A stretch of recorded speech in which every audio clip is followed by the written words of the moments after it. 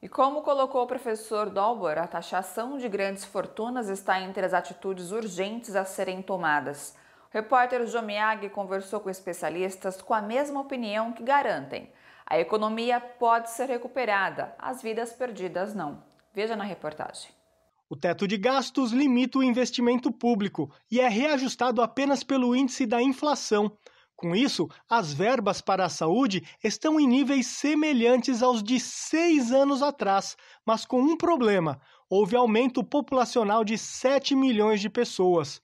Essa redução mostra que a medida é um erro e agora temos dificuldades para combater a pandemia do novo coronavírus, afirma o professor Francisco Fúncia, consultor técnico da Comissão de Orçamento e Financiamento do Conselho Nacional de Saúde. O Sistema Único de Saúde entra na pandemia com 42 bilhões e meio a menos de investimentos realizados, seja porque os recursos não foram disponibilizados, seja porque uma outra parte está já compromissada, mas o financeiro não foi disponibilizado.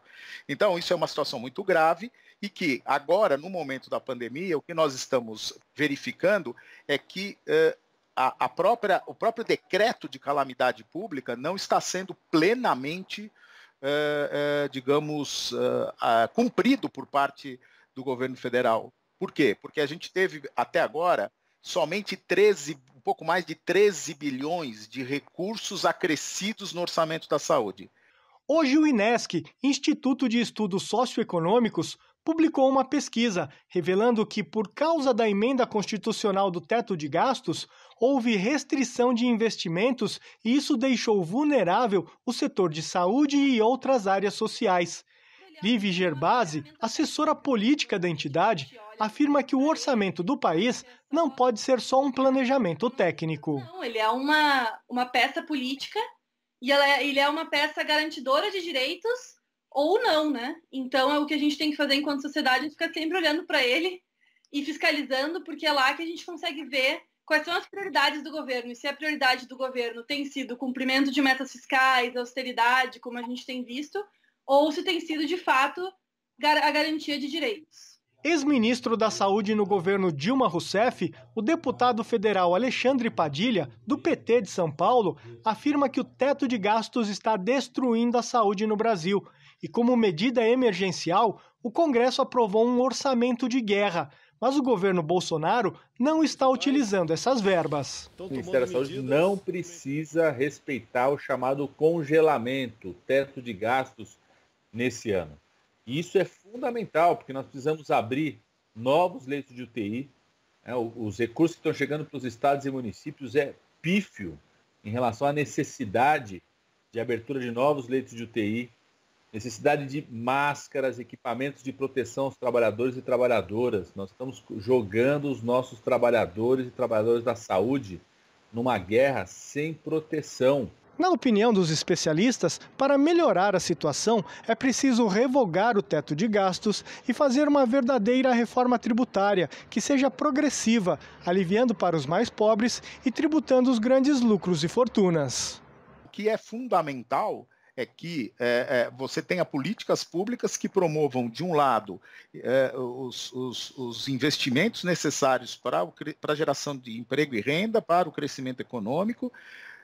Uma parte desses investimentos tem que ser direcionados para a infraestrutura, tem que ser direcionados para a saúde, tem que ser direcionados para o saneamento básico, tá certo? E, no momento de pandemia, agora, não tem que se pensar no problema do nível da dívida pública.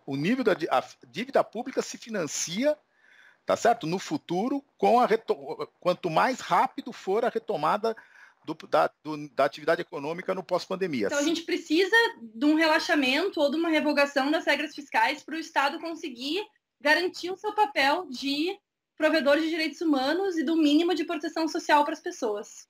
Além disso, a gente propõe, né, o orçamento, ele tem que, o subfinanciamento do SUS tem que acabar, a gente tem que repor o orçamento do SUS, a gente tem que repor as políticas garantidoras de direitos humanos, que também perderam muito nos últimos anos, como mulheres e indígenas, e a gente defende uma reforma tributária progressiva, que é algo que a gente ainda não conseguiu discutir com maior aprofundamento no Congresso Nacional. É impossível ter um sistema público universal, gratuito para a população, congelando por 20 anos os investimentos da saúde. Então, primeiro, nós precisamos revogar essa emenda. E segundo, buscar novas fontes de financiamento para a área da saúde. Eu tenho um projeto de lei que estabelece um fundo de resgate da saúde pública, que inclui entre fontes financeiras possíveis, taxação de grandes fortunas, taxação de grandes heranças, taxação de bônus, divisão de lucros e dividendos entre os altos executivos,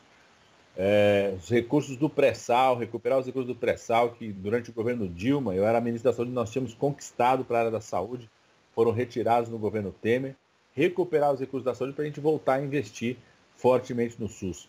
Só sistemas nacionais públicos organizados e fortalecidos podem evitar pandemias globais como a do coronavírus.